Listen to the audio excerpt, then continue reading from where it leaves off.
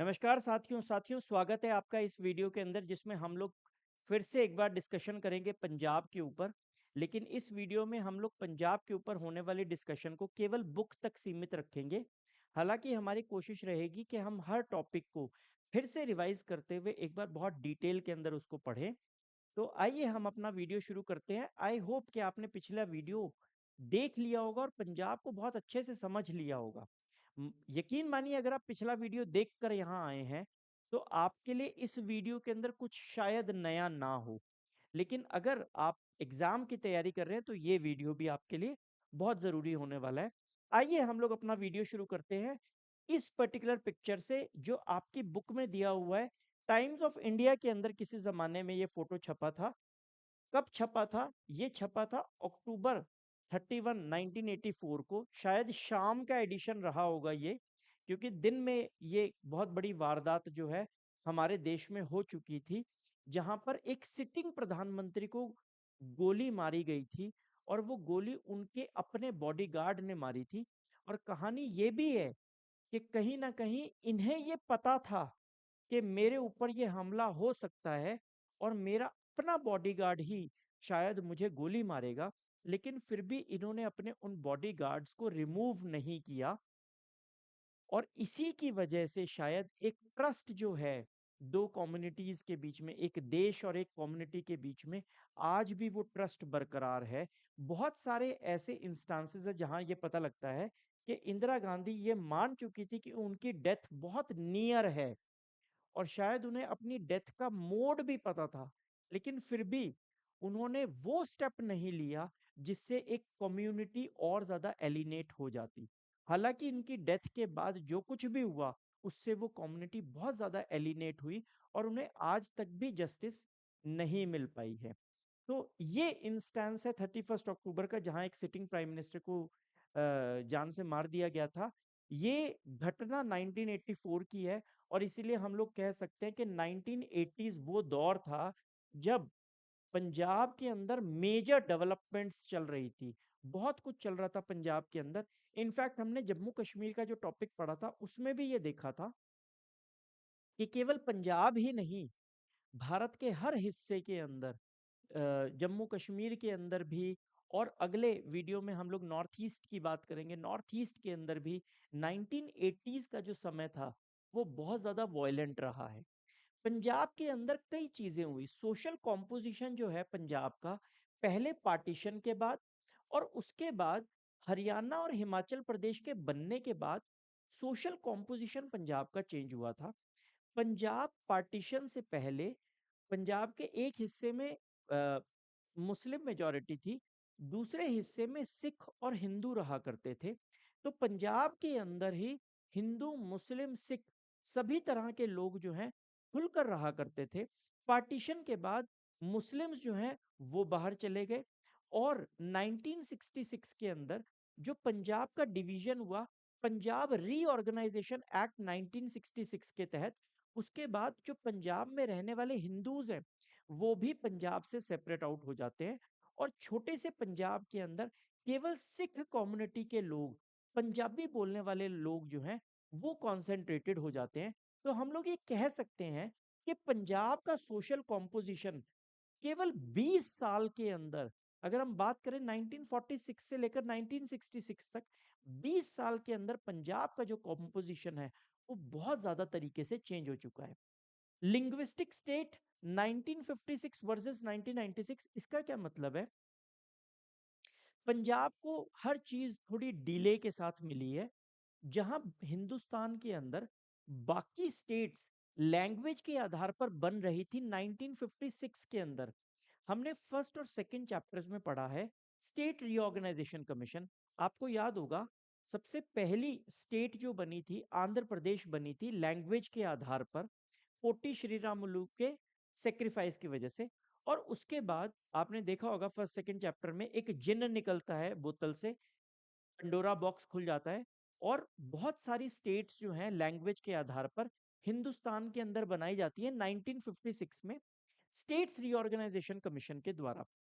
तो states reorganisation commission जो है उसके सामने पंजाब के लोग भी जाते हैं और डिमांड करते हैं कि कृपया करके हम पंजाबी बोलने वाले हैं, हमारे लिए भी स्टेट को अलग कर दिया जाए, हमें भी पंजाबी सूबा दिया जाए।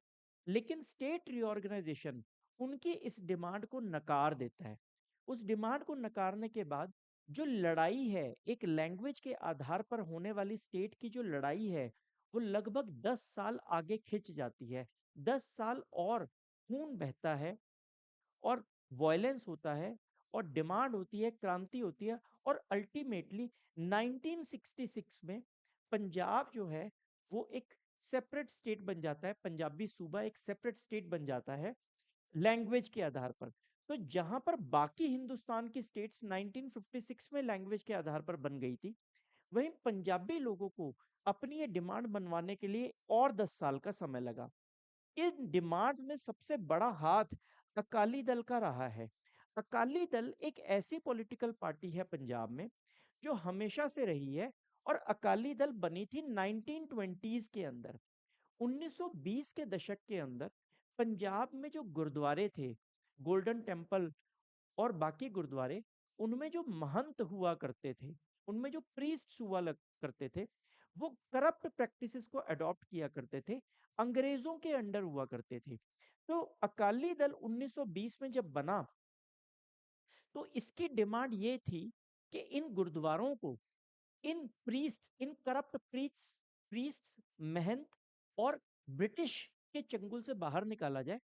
और इसी चक्कर में एसजीपीसी का भी गठन किया जाता है।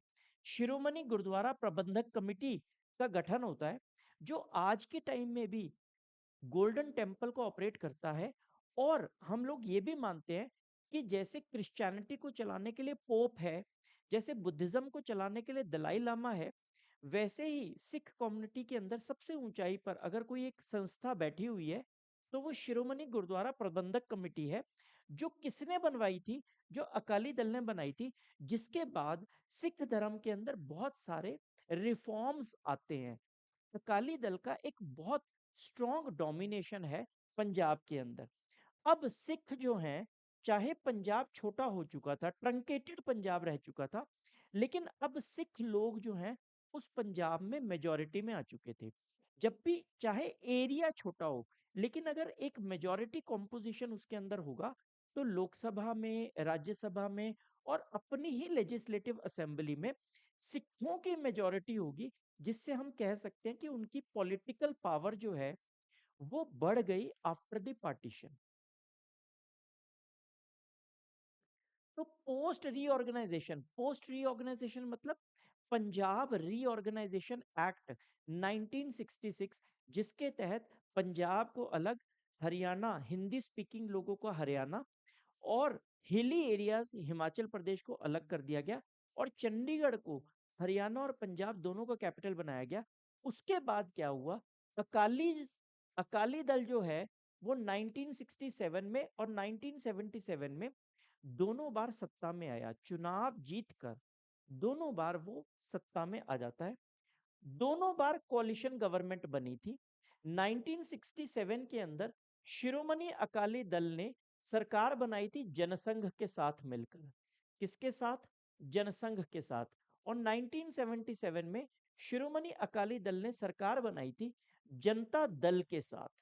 और इन दोनों बारियों में कांग्रेस को पंजाब की राजनीति से, पंजाब के कंट्रोल से बाहर रखा गया। तो लेकिन फिर भी चाहे अलग स्टेट बन चुका था, अकालियों को उसका बहुत ज्यादा क्रेडिट दिया जाता है। 1967 में अकाली चुनाव जीत गए हैं, 1977 में भी जीत गए हैं। इनफैक्ट इसके अंदर ये मिसिंग है कि 1967 में चुनाव में अकाली जीते थे, 1969 में भी चुनाव हुए थे, उसमें भी अकाली दल जीत गया था। लेकिन फिर भी उनकी पॉलिटिकल पोजीशन जो थी वो बहुत खराब थी। अकाली दल की पॉलिटिकल पोजीशन उतनी ज्यादा अच्छी नहीं थी। हालांकि कोई आपसे कहे कि इस टाइम पर भी पंजाब की सबसे ताकतवर पार्टी कौन सी है, तो मैं ये मानता हूं कि शिरोमणि अकाली दल है। लेकिन प्रॉब्लम शिरोमणि अकाली दल के साथ ये रही है, कभी भी इंडिविजुअल लेवल पर, अकेले दम पर आज तक कभी सरकार नहीं बना पाए। उसके कुछ कारण हैं, वो कारण हम लोग देखेंगे। पहली चीज तो ये कि दोनों बार 1967 में भी और 1977 में भी जो सेंट्रल गवर्नमेंट है, जो कांग्रेस की सरकार है, उसने दोनों बार इन सरकारों को मिडवे रिमूव कर दिया।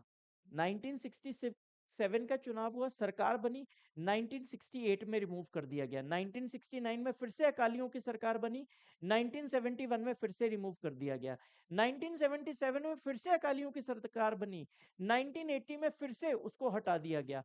तो बार बार अकालियों की सरकार बन रही है और बार बार उस सरकार को हटाकर प्रेसिडेंट रूल लगाया जा रहा है।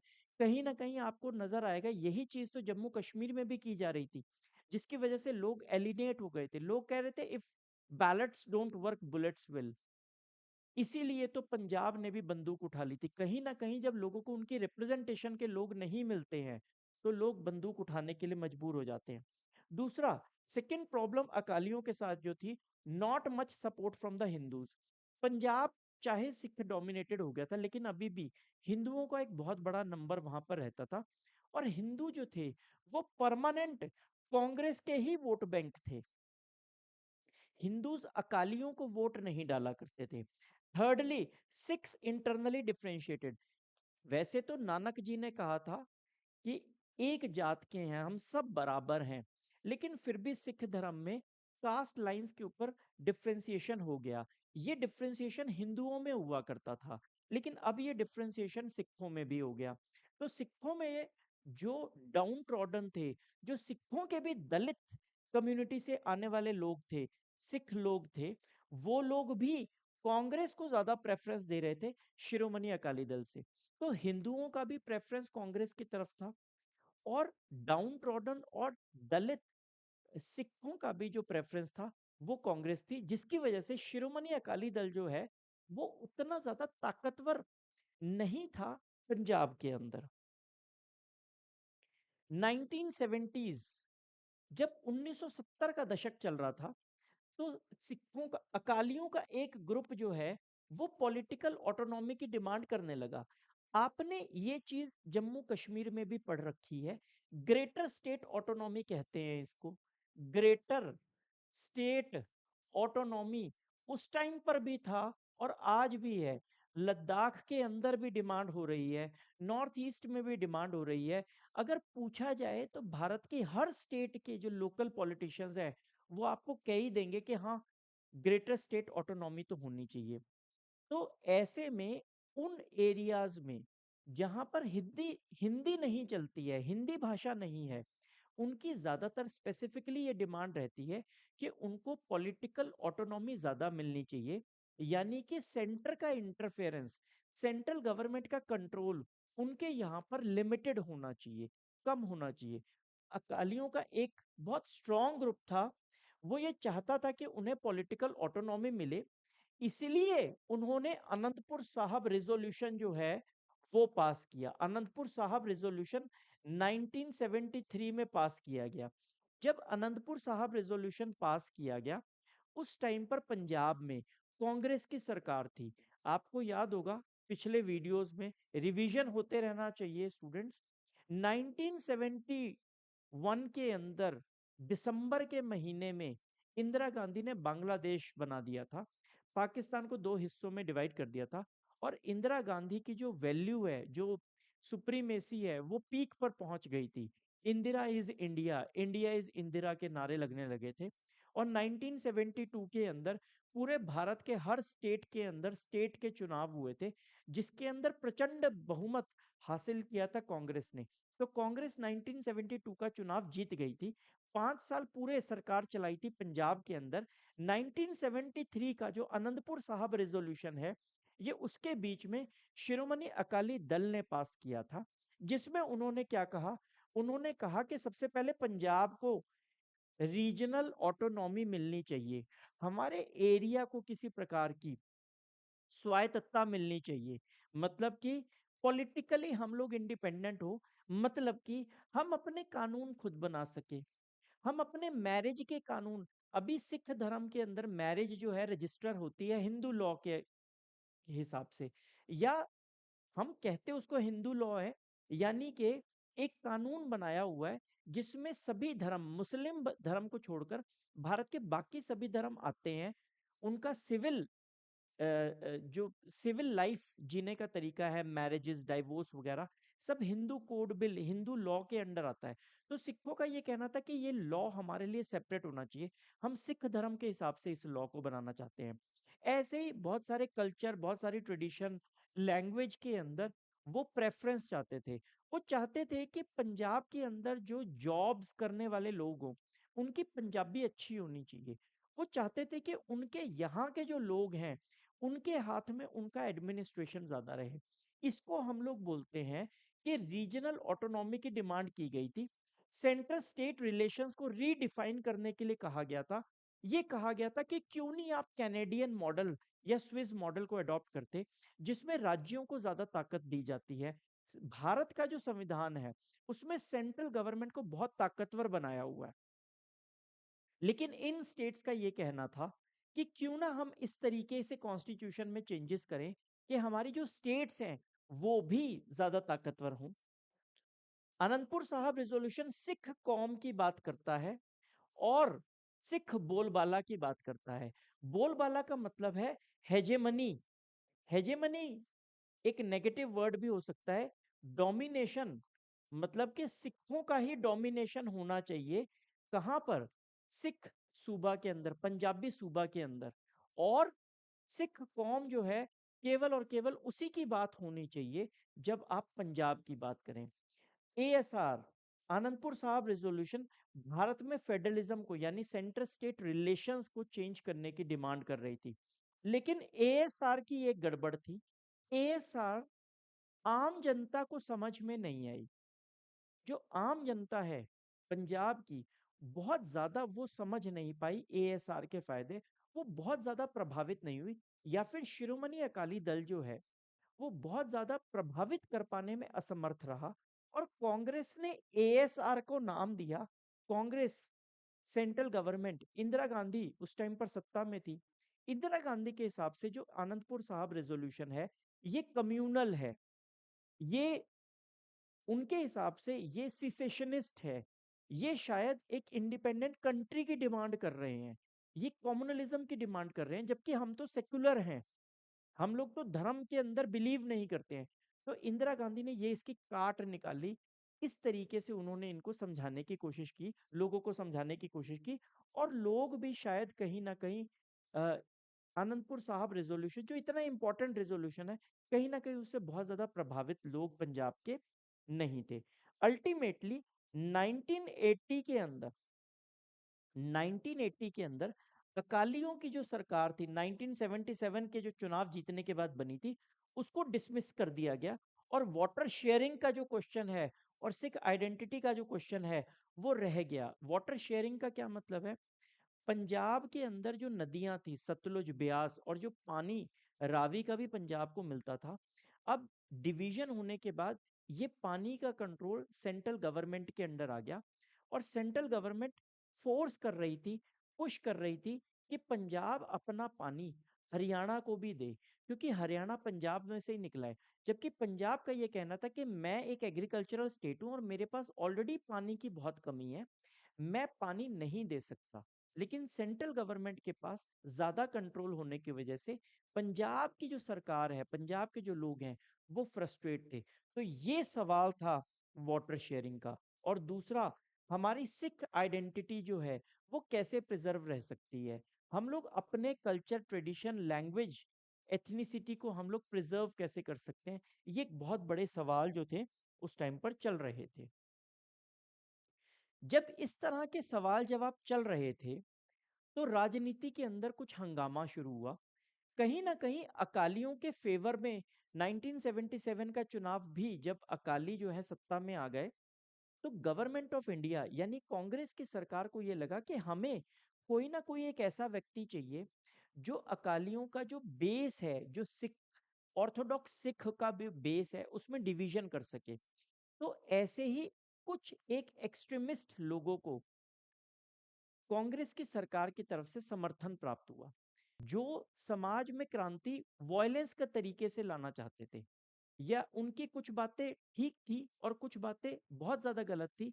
लेकिन उनकी सबसे बड़ी समस्या ये थी कि वो हर चीज का सॉल्यूशन जो है केवल और केवल वॉयलेंस से लेकर आना चाहते थे। जिस वजह से उनकी वजह से क्या हुआ कि पंजाब का जो माहौल है वो आने वाले टाइम में बहुत ज्यादा खराब हो गया। लेकिन कहीं ना कहीं जो लीडरशिप है वो एक्सट्रीमिस्ट्स की तरफ जो है वो मूव हो गई। यानी शिरोमणि अकाली दल भी खुद भी अकाली दल भी दो पार्ट में डिवाइड हो गया, मॉडरेट्स और एक्सट्रीमिस्ट। और लोगों का जो सपोर्ट है वो एक्सट्रीमिस्ट्स की तरफ ज्यादा होने लगा। फिर ये जो एक्सट्रीमिस्ट्स थे, ये जो वॉयलेंस के थ्रू पंजाब की सिचुएशन को चेंज करना चाहते थे, मिलिटेंसी के थ्रू जो इसको चेंज करना चाहते थे, उनको पता लगा कि स्टेट से अगर बचना है तो हमें धर्म का सहारा लेना पड़ेगा। ये उस टाइम पर भी चलता था और ये आज के टाइम में भी चलता है। अगर आप सच्चे हैं, अगर आपकी सोच बढ़िया है, तो आपको सीखना चाहिए महात्मा गांधी से। हमने फर्स्ट सेकंड चैप्टर के अंदर पढ़ा है, वो कोई कवर नहीं लेते थे। महात्मा गांधी स्ट्रेट बोलते थे, वो कोई कवर नहीं लेते थे। उन्हें वॉयलेंस के कवर की जरूरत नहीं थी, उन्हें कास्ट के कवर की जरूरत नहीं थी, उन्हें धर्म के कवर की जरूरत नहीं थी, उन्हें कोई कवर नहीं चाहिए था। वो स्ट्रेट फॉरवर्ड अपनी बात जो है बोलते थे। उनकी जबान गोलियों से ज्यादा सीना भेदती थी अत्याचारियों का। आप ये कह सकते हैं कि गांधी की वजह से आजादी नहीं मिली, लेकिन आजादी की जो सस्टेनेबिलिटी है वो गांधी की ही वजह से मिली है। डेमोक्रेसी की जो स्ट्रेंथनिंग है वो गांधी की वजह से मिली है। आप लड़कर एक देश हासिल कर सकते हो, आप लड़कर एक देश बना सकते हो, आप पाकिस्तान बना सकते हो, आप बांग्लादेश बना सकते हो केवल लड़कर अत्याचार से। लेकिन आप उसे चला नहीं सकते क्योंकि आपके पास गांधी नहीं था। तो गांधी से ये चीज सीखने की जरूरत है यहाँ पर। जब गोल्डन टेम्पल के अंदर वो मिलिटेंट्स पहुंच गए, वो एक्सट्रीमिस्ट जो हैं, उन्होंने गोल्डन टेम्पल को निशाना बनाया और वो उसके अंदर बंकर बनाकर छुपकर बैठ गए धर्म की आड़ के अंदर। तो इस वजह से ये बहुत मुश्किल हो गया सेंट्रल गवर्नमेंट के लिए कि उन्हें वहां से निकाला जाए। तो गोल्डन टेम्पल में क्योंकि ये लोग एक्सट्रीमिस्ट जमकर बैठ गए थे, तो जून 1984 के अंदर एक ऐसा टाइम आया जब गवर्नमेंट ऑफ इंडिया को रियलाइज हुआ कि ये हाई टाइम है कि हम इन मिलिटेंट्स को गोल्डन टेम्पल से फ्लश आउट करें ताकि पंजाब की सफाई की जा सके। और उन्होंने ऑपरेशन ब्लू स्टार लॉन्च किया। ऑपरेशन ब्लू स्टार के तहत आर्मी ने गोल्डन टेम्पल के ऊपर अटैक किया, और अटैक बिल्कुल फ्रंटल था। और इस अटैक के अंदर जो सिख मिलिटेंट्स थे उनकी डेथ होती है। हालांकि ये ऑपरेशन ब्लू स्टार एक इंटेलिजेंस का बहुत बड़ा फेलियर था, इंटेल फेलियर था। क्योंकि भारत सरकार ने ये कभी एक्सपेक्ट नहीं किया था कि गोल्डन टेम्पल के अंदर जो टेररिस्ट जो मिलिटेंट्स बैठे हुए हैं उन्होंने बहुत जबरदस्त तैयारी कर रखी है। और इस वजह से इन्हें बहुत ज्यादा पावर का, बहुत ज्यादा फोर्स का यूज करना पड़ा, जिस वजह से thousands of innocents got killed। बहुत सारे निर्दोष लोगों की जान गई ऐसी सिचुएशन के अंदर। तो ऑपरेशन ब्लू स्टार का जो ऑब्जेक्टिव था कि मिलिटेंट्स को फ्लश आउट करना है, चाहे वो सक्सेसफुल रहा, लेकिन फिर भी जो कैजुअलिटीज ऑपरेशन ब्लू स्टार में हुई वो बहुत भयानक थी। और जो गोल्डन टेम्पल का स्ट्रक्चर था वो पूरे तरीके से डिस्ट्रॉय हो गया था, जिससे सिख कम्युनिटी का जो फेथ है वो डांवाडोल हो गया था।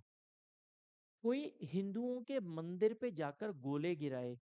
सोमनाथ टेम्पल का एग्जाम्पल है, महमूद ऑफ गजनी की बात करते हैं तो हमारे रोंगटे खड़े हो जाते हैं, जिसने सोमनाथ टेम्पल को उजाड़ा था।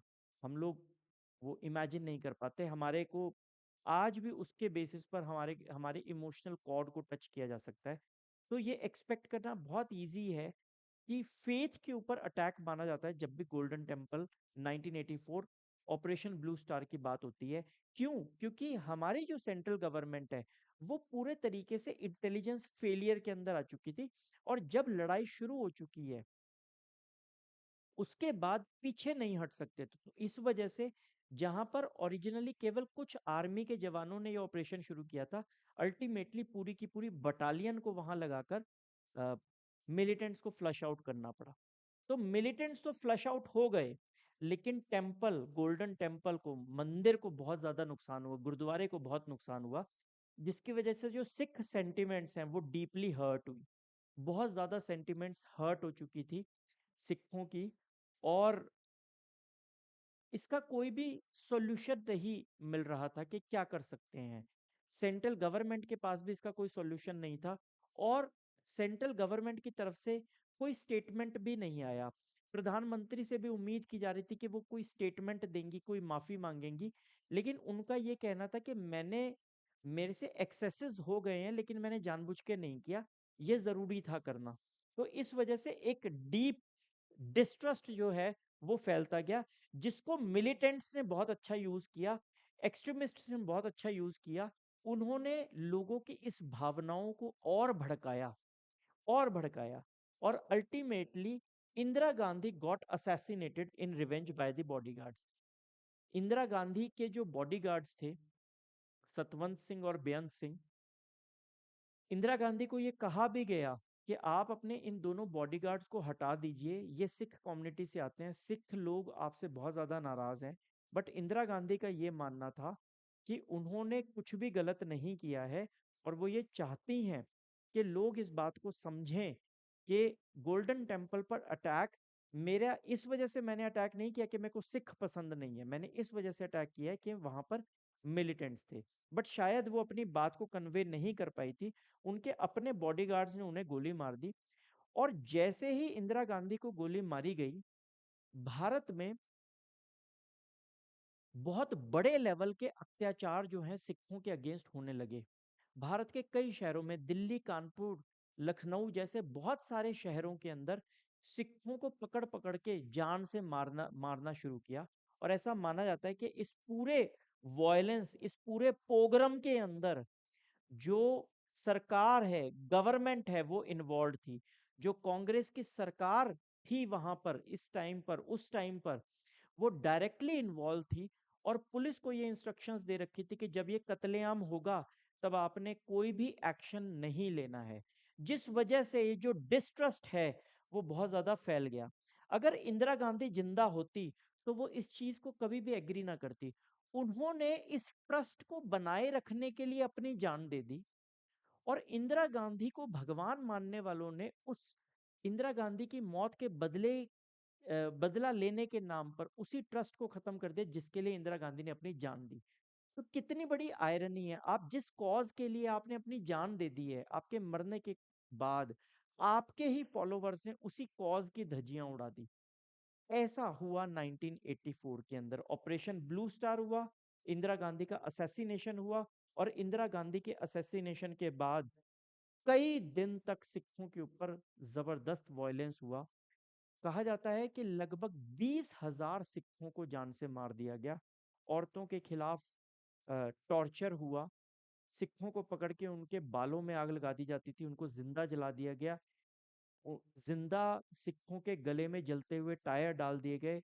ऐसी भयानक सिचुएशन जो है, अराजकता भारत के अंदर देखने को मिली। और सबसे ज्यादा हृदय विदारक बात इसमें यह है कि ये सब कुछ सरकार की नाक के नीचे हो रहा था, और कहीं ना कहीं कांग्रेस और सेंट्रल गवर्नमेंट की सहमति से हो रहा था। Thousands of Sikhs were killed in Delhi and other parts of India. Emotional and financial loss to many Sikh families. बहुत सारी सिख फैमिलीज को फाइनेंशियल लॉस भी हुआ, क्योंकि जो अटैक था वो ज्यादातर सिख कम्युनिटी के मर्दों के अगेंस्ट था, खास तौर पर यंग मर्दों के अगेंस्ट था, जो अपनी फैमिली में अर्निंग मेंबर्स होते हैं। तो ये इमोशनल लॉस के साथ साथ ऐसे परिवारों का जो फाइनेंशियल लॉस था वो भी बहुत ज्यादा था। बहुत लंबा समय लगा नॉर्मेल्सी को वापस लाने में, नॉर्मल सिचुएशन को वापस आने में बहुत लंबा टाइम लगा। जो परपेट्रेटर्स हैं, जिन्होंने इस पूरी साजिश के अंदर काम किया, उनके खिलाफ कभी भी कोई इफेक्टिव कार्रवाई नहीं हुई। आज तक भी वो लोग खुले घूम रहे हैं। बहुत सारे ऐसे इंस्टांसेस हैं, आपको नेट पर, यूट्यूब पर मिल जाएंगे, जहां पर ये बताया गया है, टेस्टिमनीज हैं कि ये आदमी है जिसने हमारे साथ गलत किया था। टेस्टिमनीज है, लेकिन तब भी कोर्ट ने उनको किसी प्रकार की कोई सजा नहीं थी, जो बहुत भयानक चीज है। 2005 के अंदर हमारे मनमोहन सिंह जो कि सिख कम्युनिटी से आते हैं और कांग्रेस के नेता हैं, वो जब प्रधानमंत्री थे, उन्होंने रिग्रेट किया था। उन्होंने पार्लियामेंट में कहा था कि हाँ, आज से 20 साल पहले जो हुआ, मैं कहीं ना कहीं ये मानता हूं कि हमारी गलतियां रही हैं, हमने गलत किया है और मैं उसके लिए माफी मांगता हूं पूरे देश से। तो ये देखिए, ये कुछ पिक्चर्स हैं जो आपकी बुक के अंदर हैं। यहाँ पर है सरेंडर एट गोल्डन टेम्पल, इसका मतलब भिंडरा वाले की बात हो रही है, उन लोगों की, उन मिलिटेंट्स की बात हो रही है जो गोल्डन टेम्पल के अंदर थे। ये ऑपरेशन ब्लू स्टार के बारे में है, ये भी ऑपरेशन ब्लू स्टार के बारे में है। भिंडरा वाले का पता नहीं। स्वर्ण मंदिर में सेना का कब्जा। ये है मास्टर तारा सिंह, आपकी बुक के अंदर ये है मास्टर तारा सिंह। मास्टर तारा सिंह जो हैं, ये बहुत प्रोमिनेंट सिख थे, बहुत पढ़े लिखे थे। ये one of the early leaders of SGPC, Shiromani Gurdwara Prabandhak committee के बहुत बड़े लीडर थे। अ, इनकी सबसे बड़ी खास बात है, पंजाबी सूबा 1966 में जो डिवीजन हुआ, उसके सबसे बड़े हीरो और लीडर जो थे, वो थे master Tara Singh. Supporter of the freedom movement but oppose to Congress policy of negotiating only with the Muslims. He was the senior most advocate of formation of separate Punjab state. अगर पंजाब स्टेट को, सेपरेट पंजाब स्टेट को बनाने में सबसे बड़ा योगदान अगर किसी का है, तो मास्टर तारा सिंह का है। और एक और नाम आता है इसमें, फतेह सिंह का। तो फतेह सिंह और मास्टर तारा सिंह, इन दो लोगों का है। ये इंदिरा गांधी का एक पोस्टर है जो इंदिरा गांधी के असैसिनेशन के ऊपर जगह जगह लगाया गया था। ये है डॉक्टर मनमोहन सिंह का 2005 का स्टेटमेंट, जिसके अंदर वो माफी मांग रहे हैं। और ये है justice Nanavati commission. Nanavati commission वो कमीशन जो 1984 के सिख रॉयट्स को इन्वेस्टिगेट कर रहा था। और इस कमिटी की रिकमेंडेशंस रिपोर्ट में ये साफ लिखा हुआ है कि जिस तरीके से पुलिस मूक दर्शक बनकर देख रही थी, ऐसा लग रहा था कि पुलिस खुद भी इस पूरे नरसंहार के अंदर, 1984 के नरसंहार के अंदर खुद भी शामिल है। 1984 के अंदर पोग्राम होता है, नरसंहार होता है, जेनोसाइड होता है, सिखों का कत्लेआम होता है। 1984 के अंदर ही इंदिरा गांधी के बाद राजीव गांधी सत्ता में आते हैं और वो डायलॉग शुरू करते हैं, बातचीत शुरू करते हैं सिख कम्युनिटी से कि पास्ट में जो हो चुका है वो हो चुका है, आइए मिलकर चीजों को सही ट्रैक पर लेकर आया जाए। और इस लिए उन्होंने, राजीव गांधी ने लॉन्गोवाल अकॉर्ड किया। हरचंद सिंह लौंगोवाल, हरचंद सिंह सिंह लौंगोवाल, ये अकालियों के बहुत बड़े नेता थे। मैंने आपको बताया, अकाली दल जो है, शिरोमणि अकाली दल खुद दो पार्ट में डिवाइड हो चुका था, एक मॉडरेट्स और एक एक्सट्रीमिस्ट्स। तो एक्सट्रीमिस्ट जो हैं, वो यहाँ पर अलग राग अलाप रहे थे। ये जो लौंगोवाल जी हैं, हरचंद सिंह लौंगोवाल, ये मॉडरेट ग्रुप के थे। प्रकाश सिंह बादल, हरचंद सिंह लौंगोवाल, ये लोग जो थे, ये मॉडरेट ग्रुप्स के थे। ये राजीव गांधी के साथ मिलते हैं। जुलाई 1985 की बात है। जुलाई 1985 में राजीव गांधी के साथ मिलते हैं और एक अकॉर्ड साइन करते हैं, जिसको पंजाब अकॉर्ड भी कहा जाता है, ताकि नॉर्मेलिसी को वापस लाया जा सके। जिसके तहत ये कहा गया कि हम पंजाब को चंडीगढ़ दे देंगे। चंडीगढ़ जो हरियाणा और पंजाब का कॉमन कैपिटल है, उसको चेंज करके हम केवल और केवल पंजाब को उसको दे देंगे। बॉर्डर डिस्प्यूट्स के लिए सेपरेट कमीशन बनाया जाएगा। पंजाब का ये कहना था कि कुछ ऐसे जिले भी हैं, कुछ ऐसे एरियाज भी हैं पंजाब के बॉर्डर एरियाज में, राजस्थान, हरियाणा, हिमाचल, कुछ एरियाज ऐसे हैं जहां पर पंजाबी बोली जाती है, उनको भी पंजाब के अंदर इंक्लूड करना चाहिए, ऐसी उनकी डिमांड थी। तो उसके लिए भी सेपरेट कमीशन की बात की गई। वाटर शेयरिंग, रिवर ब्यास जो है, उसका पानी जो है हरियाणा को दिया जाए, किसी और को दिया जाए, राजस्थान को दिया जाए, उसके ऊपर भी हम लोग डिस्कशन करेंगे, ताकि वो पानी पंजाब, हरियाणा और राजस्थान में किस तरीके से डिवाइड किया जाए। जो लोग मिलिटेंसी से प्रभावित हुए हैं, जिनके बच्चे जो हैं मारे गए हैं, या फिर जिनके बच्चे गलती से मिलिटेंसी के चंगुल में फंस गए हैं, ऐसे बच्चों को किस तरीके से मेन स्ट्रीम लाया जाए ताकि उनको ज्यादा सजा ना मिल सके, उसके लिए कोई ना कोई प्लान बनाना बहुत जरूरी है। और withdrawal of AFSPA from Punjab, यानी पंजाब में उस टाइम आर्मी का दबदबा था। Armed forces special powers act, Jammu Kashmir वाले वीडियो में हमने इसके बारे में डिस्कस किया है कि जब भी भारत में किसी एरिया को डिस्टर्ब्ड घोषित कर दिया जाता है तो वहां आर्मी डिप्लॉय कर दी जाती है, वहां आफ्सपा लगा दिया जाता है। आफ्सपा का मतलब है कि आर्मी डिप्लॉय की जाएगी और आर्मी की जो रिस्पॉन्सिबिलिटी होगी वो बहुत कम होगी। आर्मी किसी पे भी गोलियां चला सकती है, आर्मी का पर्सनल किसी पे भी गोलियां चला सकता है और उससे सवाल जवाब नहीं होगा। इससे ह्यूमन राइट्स का बहुत ज्यादा वायलेशन होता है। तो ये भी अकॉर्ड में लिखा गया था कि हम आफ्सपा को भी हटा लेंगे समय आने पर। लेकिन साइकिल ऑफ वायलेंस जो है वो बढ़ता चला गया। इनफैक्ट मैंने अभी आपको बताया जुलाई 1985 के अंदर हरचंद सिंह लोंगोवाल और राजीव गांधी के बीच में पंजाब अकॉर्ड साइन होता है और अगले ही महीने अगस्त 1985 को हरचंद सिंह लोंगोवाल को असैसिनेट कर दिया जाता है, जान से मार दिया जाता है मिलिटेंट्स के द्वारा। क्यों मार दिया जाता है?